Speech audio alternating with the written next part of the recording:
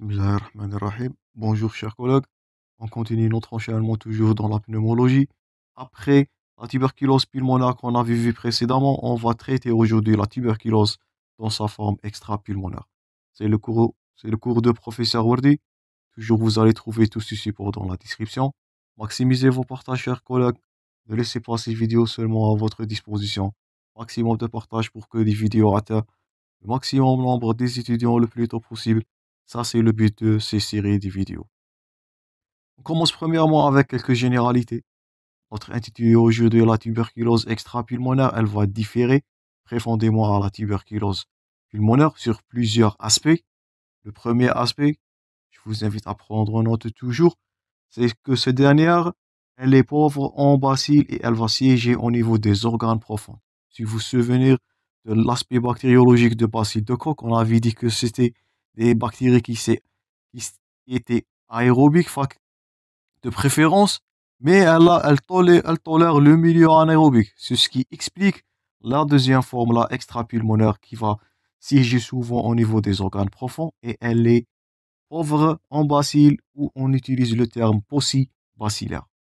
Donc, les caractéristiques de la tuberculose extra-pulmonaire, vous allez citer, elle est paucibacillaire, elle siège dans les organes souvent qui sont profonds, sans communication avec l'air extérieur.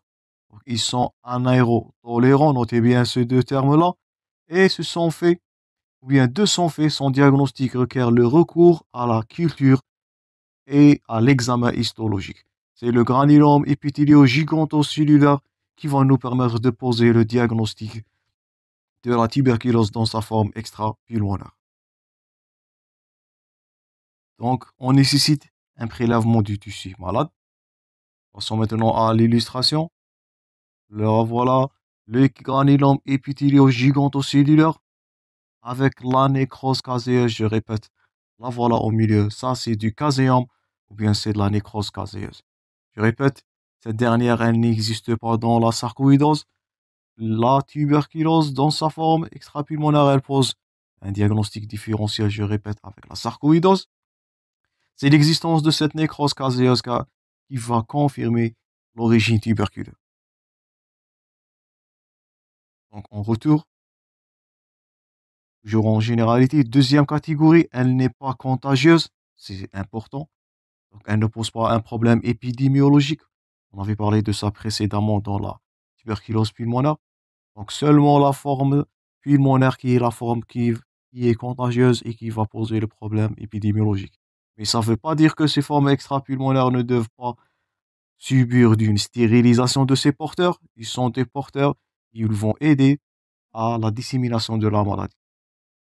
Donc, la conséquence de la dissémination de bacilles de tuberculose après la primo-infection, ne sont pas contagieuses, et elle n'est pas une source d'infection, et elle ne transmet ni l'infection, ni la maladie dans la collectivité. Ce sont juste des réservoirs, et je répète, ils nécessitent la stérilisation. Faites attention.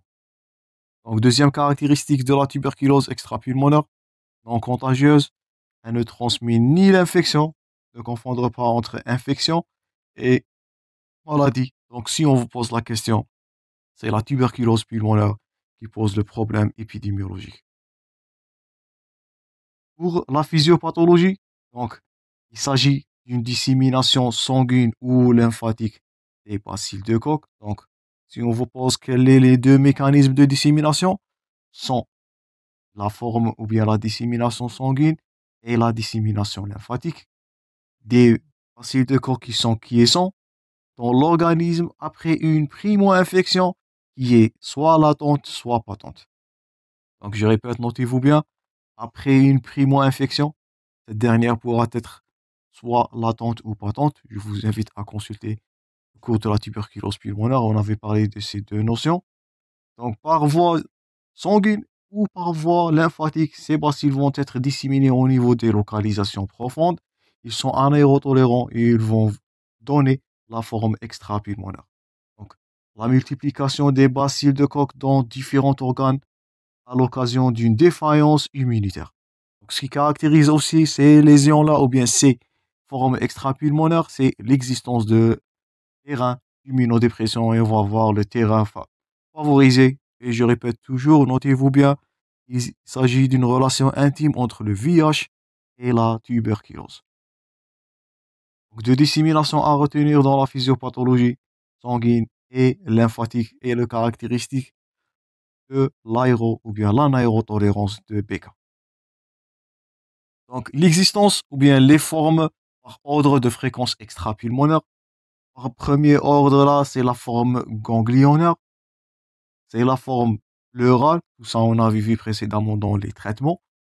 La forme, la localisation génito-urinaire, ostéo-articulaire, le mal de Pott qui est une forme grave, la miliaire tuberculose, même critère, forme grave, la méningite ou bien la forme neurologique, c'est plus grave, donc la méningite tuberculeuse, la forme abdominale ou viscérale. Autre localisation, je répète, tous les organes du corps peuvent être atteints par la tuberculose. Pas seulement le poumon et pas seulement ces organes majeurs qu'on est en train de citer. Je répète, si on vous pose la question, la tuberculose peut toucher n'importe quel organe.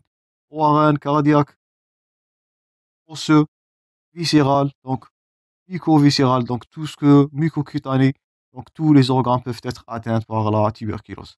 C'est la forme ganglionnaire qui est la plus fréquente. Donc on passe à l'illustration toujours pour mieux comprendre.